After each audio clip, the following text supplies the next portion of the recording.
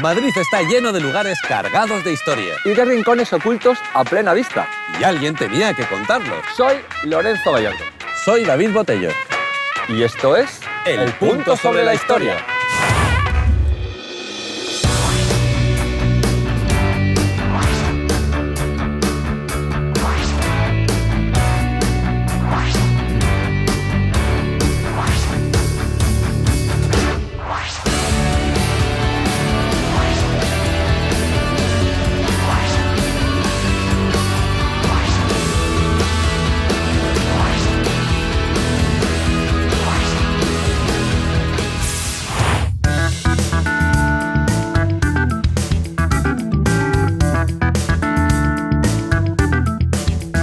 Hoy vamos a pedalear por un satélite del centro de Madrid. No es que seamos unos lunáticos, que no digo yo que no, las cosas como son. Vamos a recorrer los alrededores de la calle Luna. Vamos a explorar la cara visible de su historia, pero también la cara oculta, que es mucho más interesante. Poneos la escafandra, el casco o la gafa de buzo. ¡Empezamos!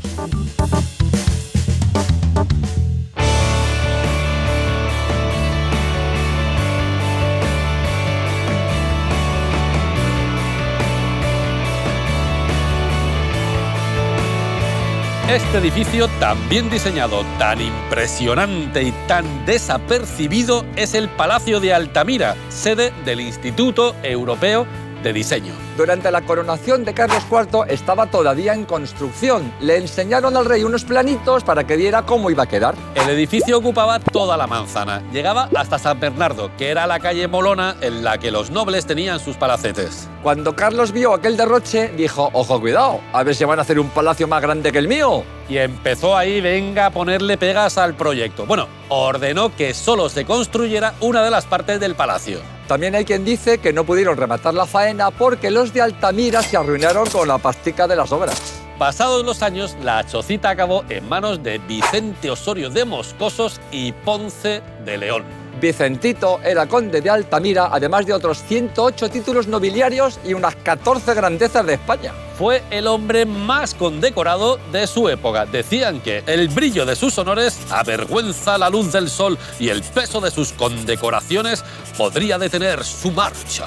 Demasiada grandeza para un tipo que medía 1,5 metros, así que el pueblo le llamó el Rey Pequeño. El Rey Pequeño llegó a casar a su hijo José María con la infanta Luisa Teresa de Borbón, vamos, que le dejó colocado en la familia real. Y por si fuera poco, casó a su hija Rosalía con José María el Pollo Arana, amantísimo de la reina Isabel II y padre probable de la chata. La colección de pintura de Vicentito, el conde de Altamira, el Rey Pequeño, solo la superaba la del Palacio Real. Tenía varias obras maestras de Goya, de Rubén, de Velázquez, de Tiziano, de Rafael, de Leonardo y de muchos más. Su vida social era tirando bastante intensa. Entre sus amigotes estaba lo más granado del momento: Dickens, Lord Byron, el barón de Holland, Alcalá Galiano, el duque de Wellington y muchos, muchos más. Tenía tantos mayorazgos, tantos terrenos, tantos palacios, tantas rentas y tanto poder que acabó cogiéndole una manía terrible a Juan Álvarez de Mendizábal, Desamortizator.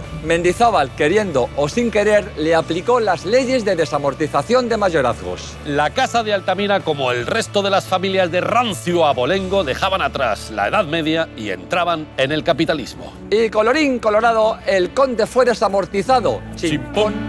El punto sobre la historia.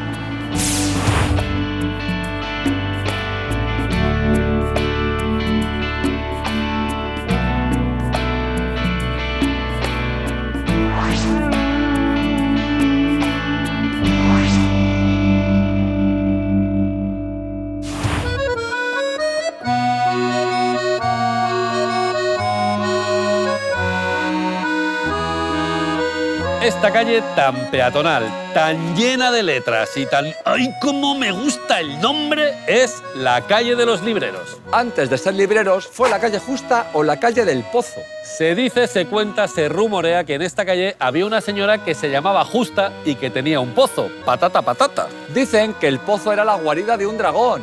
Esto nos parece poco verosímil porque todo el mundo sabe que los dragones viven en entornos con un pH neutro. Por si acaso, una jovencita quiso comprobarlo. Abrió la tapa del pozo y salió una limaña que la comió y le dejó totalmente medio muerta mata. Eso por curiosa. Dicen que por esta calle pasaba una buena mañana Gustavo Adolfo Bécquer cuando de repente vio a un ángel asomado a un balcón. El ángel era una jovencita que se llamaba Julia Espín. A Bécquer le dio un cupidazo de los serios.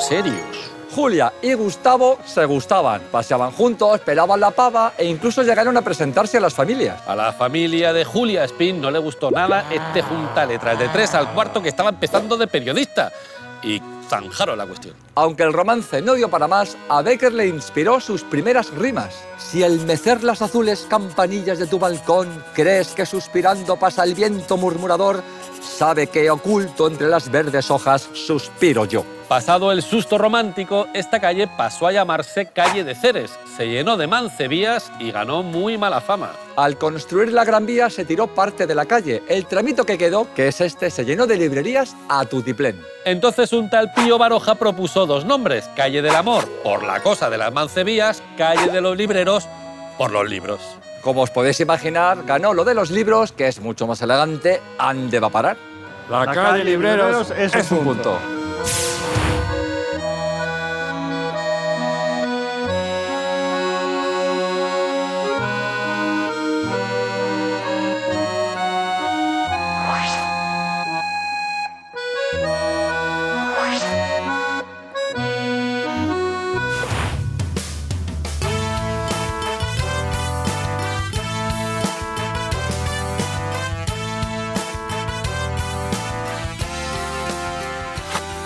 En esta casa que está aquí detrás vivió Emilia Pardo Bazán. Esta mujer fue una abanderada de los derechos de la mujer. Podemos considerar que fue una de las primeras feministas. Por ejemplo, ella luchaba por el acceso de la mujer a la educación.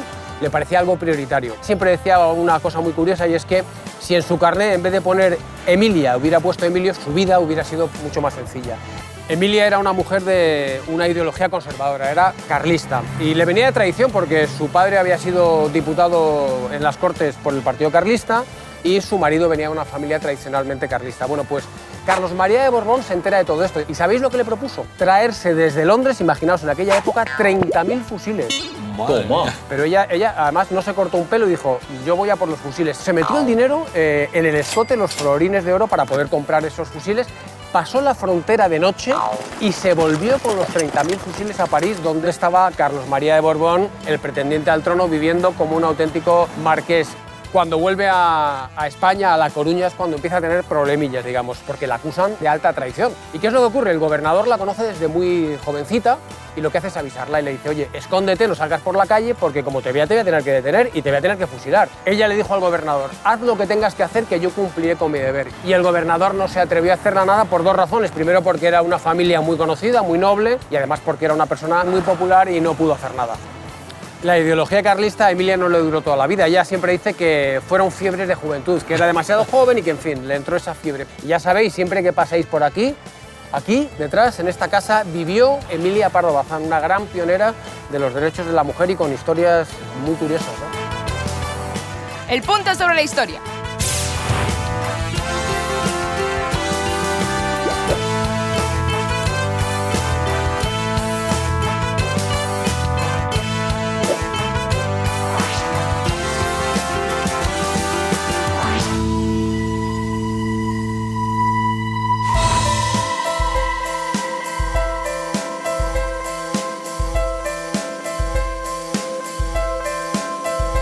Este palacio tan poco palaciego, tan dejado de la mano de Dios y tan, ¿quién lo diría? Es el palacio del Marqués del Llano. Aquí vivió Francisco de Paula, hermano de Fernando VII, ese gran rey. Francisco de Paula vivía aquí con su mujer, Luisa Carlota, la hermana de María Cristina I, la que nos quería gobernar. Luisa Carlota, de la que no se suelen acordar los libros de historia, tuvo un gesto decisivo para la historia de España. Fernando VII estaba ahí en Aranjuez, medio muerto, matado, agonizando muy malamente, cuando apareció por su cuarto su ministro de Gracia y Justicia, Tadeo Calomarde. A Calomarde, que no me digáis que no tiene nombre de malo de película, le pareció que era el momento perfecto para restablecer la ley sálica, la que impedía que las mujeres gobernaran en España. La escena fue más o menos así. A ver, Calomarde, qué efecto que me da para que firme.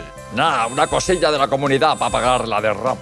Y firmó, así que el trono ya no lo heredaría su hija Isabel, sino Carlos María Isidro. La infanta Luisa Carlota se enteró, le salió humo por las orejas y se plantó en la corte. Aquí hay dos versiones del sucedido. Una de ellas dice que Luisa Carlota llamó a Calomarde, le pidió el decreto, lo rompió allí mismo y lo tiró al fuego. Al ver que el ministro intentaba recuperar el documento, Luisa Carlota le metió 2 bofetadas viendas. Otra versión dice que Fernando VII se recuperó y que entonces Luisa Carlota aprovechó para pedirle que volviera a abolir la ley sálica. La cosa fue más o menos así. A ver, Carlota, ¿qué efecto que me da para que firme? Una cosilla de la comunidad para pagar la derrama. Calomarde intentó evitar que el rey firmara y Luisa Carlota, que tenía carácter, le metió 2 guantazos que se le puso el pelo para atrás. En las dos versiones, el ministro se atusó el cabello, se recogió el orgullo y dijo: señora, manos blancas no ofenden. Pues no ofenderán, pero la bofetada te la has llevado calentita. Gracias al arrojo de Luisa Carlota, Isabel pudo reinar y estallaron las guerras carlistas. Parece ser que Luisa Carlota, convertida en la salvadora del trono, presionó constantemente para casar a uno de sus hijos con Isabel II. Y lo consiguió. Su hijo, Francisco de Asís, acabó casándose con Isabel II. Lo que pasa es que Luisa Carlota no vivió para verlo. Ya veis que a veces el destino te devuelve las bofetadas. El punto sobre la historia.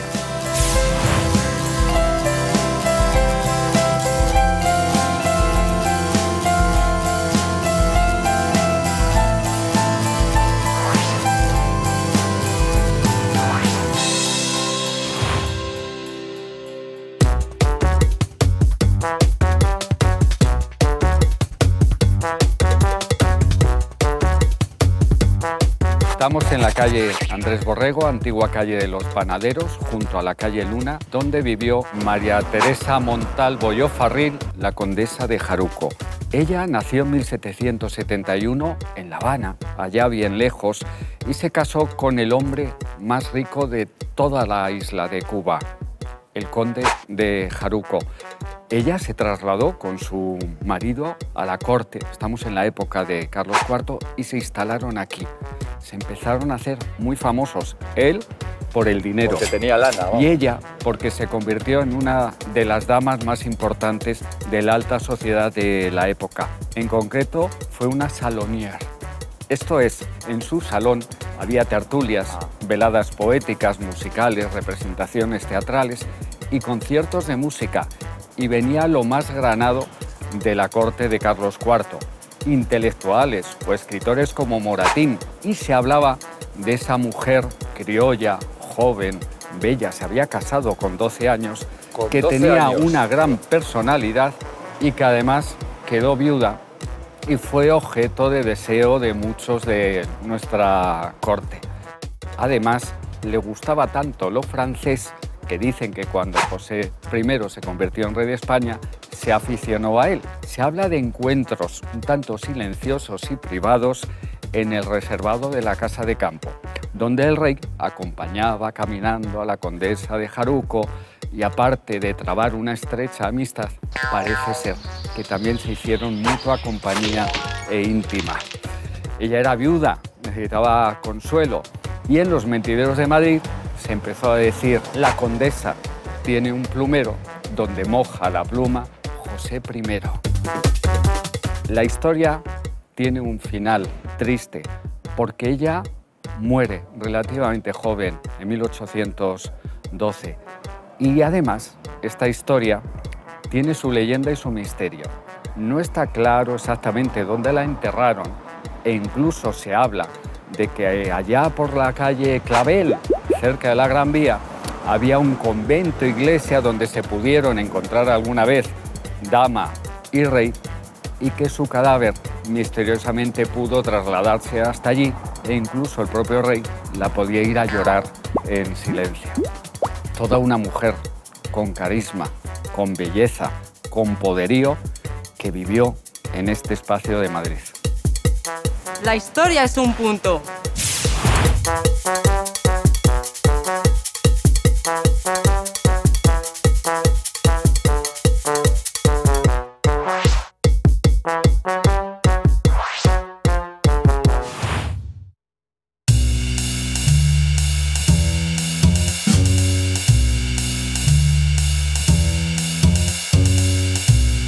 esta calle tan enjuta, tan recogidita, tan hospitalaria es la calle de la Madera, que no por humilde tiene poca historia. En tiempos de los Reyes Católicos estaba llena de almacenes donde se guardaba la madera, de ahí su nombre, calle Madera, y refutebo de arriba abajo. Contaba Camilo José Cela que en esta casa le pasó algo que le marcó para siempre. Durante la Guerra Civil había quedado aquí con su primera novia, Toisa Vargas, que venía andando desde la calle Pez. Él caminaba hacia ella tan contento de verla cuando de repente cayó un obús que la dejó, pues como te deja un obús cuando te cae encima. En su primer libro le escribió un poema recordando este suceso. En este instante en que un dolor inmenso es incapaz de hacerme mover un solo dedo, yo te prometo colgar tu atroz recuerdo cada noche de un pelo. Para un Cela veinteañero, la visión fue terrorífica. Años más tarde confesó entre el rubor y el miedo al infierno que decidió llevarse un recuerdo muy peculiar. Recogí del suelo un ojo de Toisha. El ojo lo metió en formol y lo guardó en el armario donde las camisas. Al poco tiempo se dio cuenta de que era demasiado bizarro incluso para él y decidió quemarlo en la hornilla de su casa. Este argumento lo coge David Lynch y te hace una peli de culto. La historia es un punto.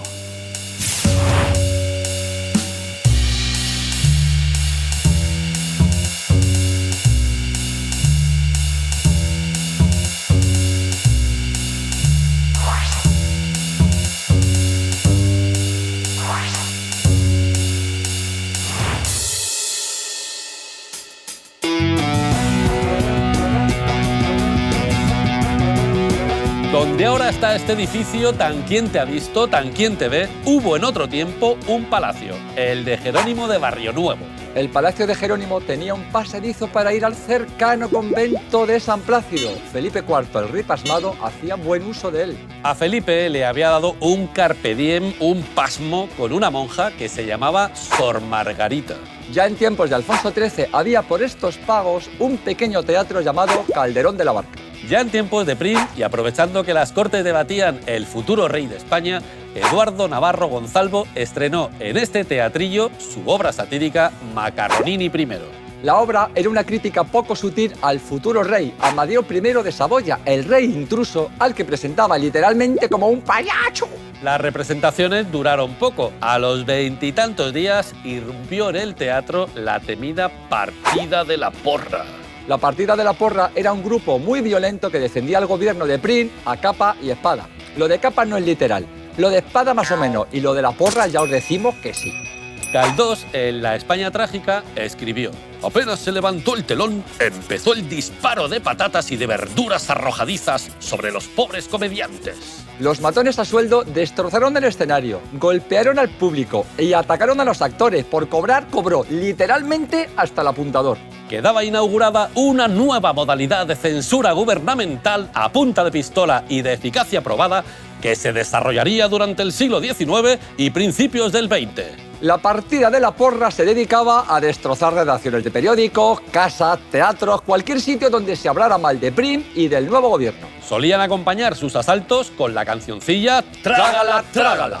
Otra cosa no habremos hecho los madrileños, pero inventar cancioncilla a tutiplén. La historia es un punto.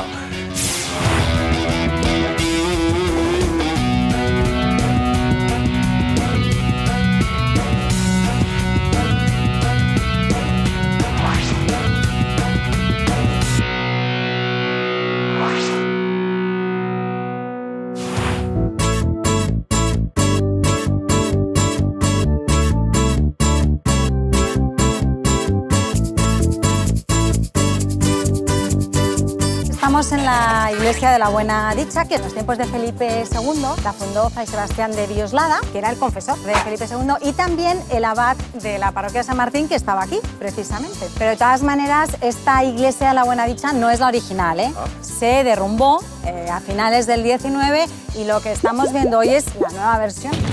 Fray Sebastián lo que hizo fue construir en lo que eran los terrenos del monasterio un hospital para, bueno, pues sobre todo para atender a los pobres, que lo llevaba entonces la Hermandad de la Buena Dicha, que eran 12 sacerdotes y más de 70 seglares que atendían básicamente a todas las personas desfavorecidas, ¿no?, de la villa. En este mismo salar del hospital se levantó la iglesia de la Buena Dicha, que también tenía un cementerio.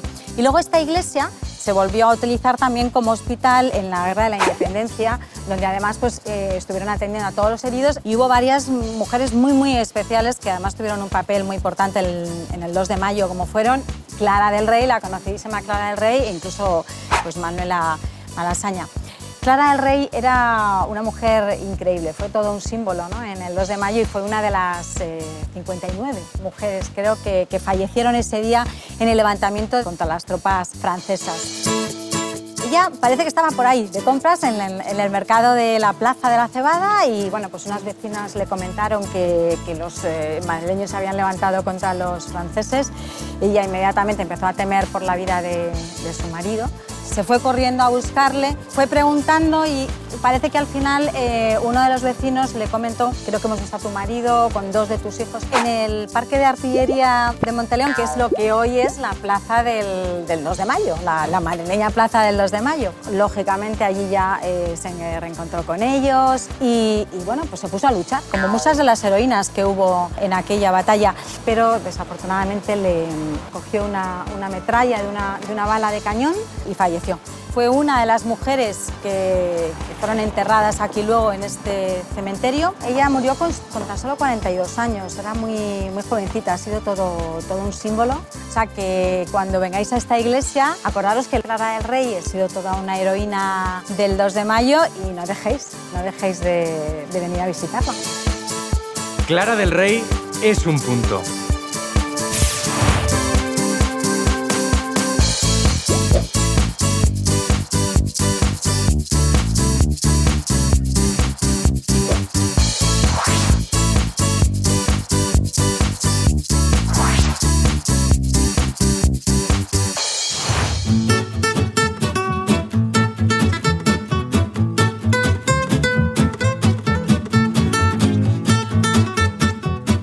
Esta plazuela tan escalonada, tan ancha es Castilla y tan satelital es la Plaza de Soledad Torres Acosta, más conocida como Plaza de la Luna. La llamamos así porque aquí estuvieron los populares cines Luna, películas en versión original, ya sabéis, para saber la auténtica voz de Marlon Brando. Y el Cine Luna se llamaba así porque en esta plaza termina la calle de la Luna, patata. Y para desconcertar, la calle de la Luna se llama así por una batalla que fue una tonta. En tiempos de los Reyes Católicos vivía aquí, en un casoplón fortificado y renacentista, un tal don Álvaro de Córdoba. Al otro lado de la plaza vivían los hermanos Crispi Daura, que tenían un palacio con unas torres picuentísimas. Se ve que los vecinos no se llevaban muy bien y nunca se querían pasar la sal, así que un buen día se montó la marimonera. A los pies de la casa de don Álvaro se reunieron sus defensores, los Álvarez, a defenderle de los vecinos. Los hermanos Crispi Daura no se quedaron cortos y llamaron a los Crispidaurers. Estuvieron todo el día batallando, ahí dale que te pego, hasta que anocheció y tuvieron que parar. Aquella noche la luna brillaba tanto que en vez de retirarse a sus palacios decidieron seguir ahí dale que te pego toda la noche. Los vecinos se sacudieron tan de lo lindo que acabaron todos muertos matados a los pies de la torre. Cuando la católica Isabel se enteró de lo que había pasado, se enfadó tanto que mandó tirar las 2 torres. En realidad, a la católica Isabel le encantaba tirar las torres de sus nobles para que no se le enfrentaran. Donde estaba el castillo de don Álvaro, construyeron una casa y le pusieron una luna en la puerta. Y así todo el mundo recordaría el terrible suceso, el de la batalla o el de la católica Isabel. El punto sobre la historia.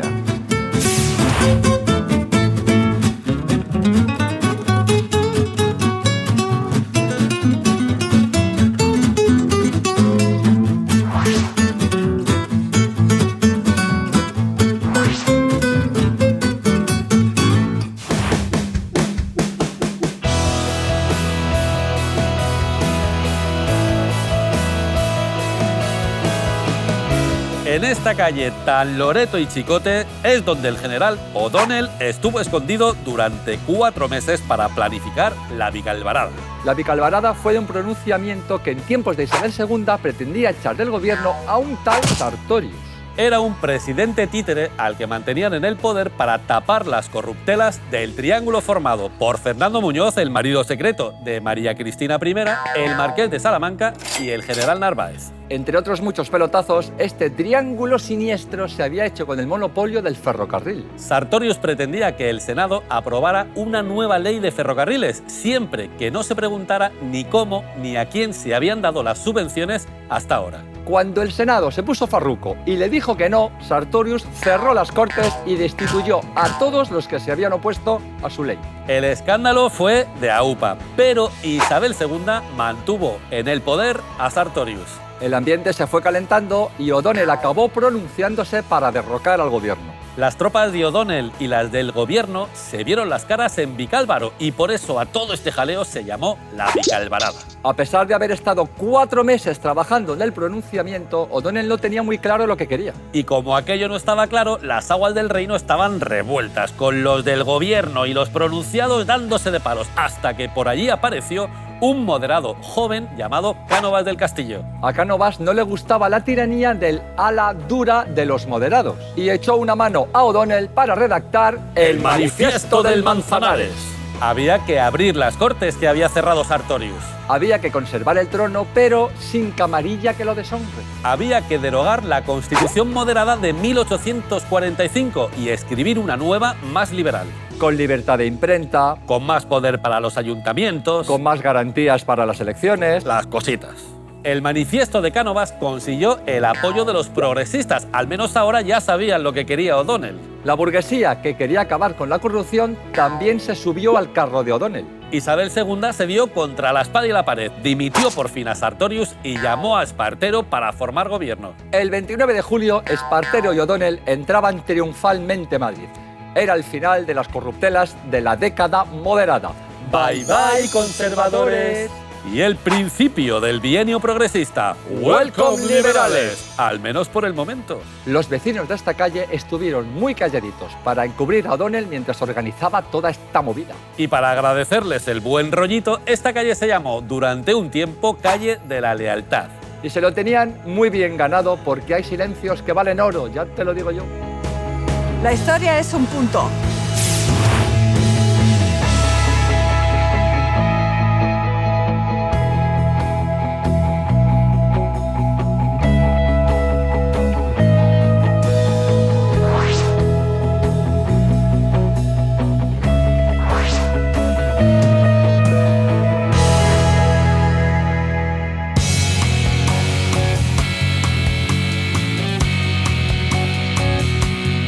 Este edificio tan real, tan académico, tan científico, matemático es la Real Academia de Ciencias Exactas, Físicas y Naturales. Las mentes más privilegiadas en esto de la ciencia tienen aquí dentro plaza y asiento. Uno de sus más ilustres académicos fue el matemático José Echegaray, que paradójicamente fue el primer premio Nobel español de literatura. Le dieron el galardón en 1904 gracias a una obra llamada O locura o santidad, estrenada en Suecia con mucho éxito. Sus obras de teatro en prosa y en verso eran muy comerciales. Al público le encantaban, a los críticos no tanto. En el mundo de la ciencia era todo lo contrario. Fue uno de los matemáticos más conocidos del momento y reconocido en toda Europa, pero aquí nadie sabía que era matemático. Su verdadera pasión eran las cifras, los números y esas cositas que hacen los matemáticos. El problema era que en aquella época, hoy esto ya no pasa, la ciencia no daba ni para comer. El teatro le daba mucho dinerito, pero él lo que quería era retirarse al campo a cultivar cifras. Ni más dramas, ni más adulterios, ni más suicidios, ni más duelos, ni más pasiones desencadenadas. Ingresó en esta academia con 32 años y su discurso de ingreso fue absolutamente lapidario. Después de hacer un recorrido por la historia de las matemáticas, se quejó de no encontrar ni un solo nombre que labios castellanos puedan pronunciar sin esfuerzo. Y explicaba este fracaso recordando que no puede haber ciencia aquí donde no hubo más que látigo, hierro, sangre, rezos, braseros y humo. En 1901 llegó a ser presidente de esta academia, cargo que tuvo que dejar 15 años después porque la muerte le impidió seguir siendo presidente de nada. Julio Rey Pastor, el mejor matemático español del siglo XX, dijo de él que la matemática española empezaba con Echegaray.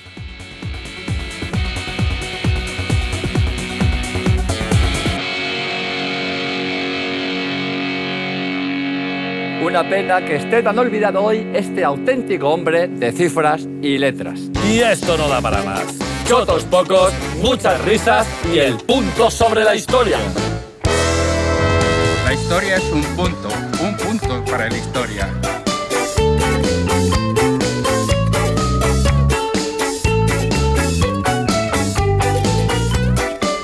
Punto sobre la historia.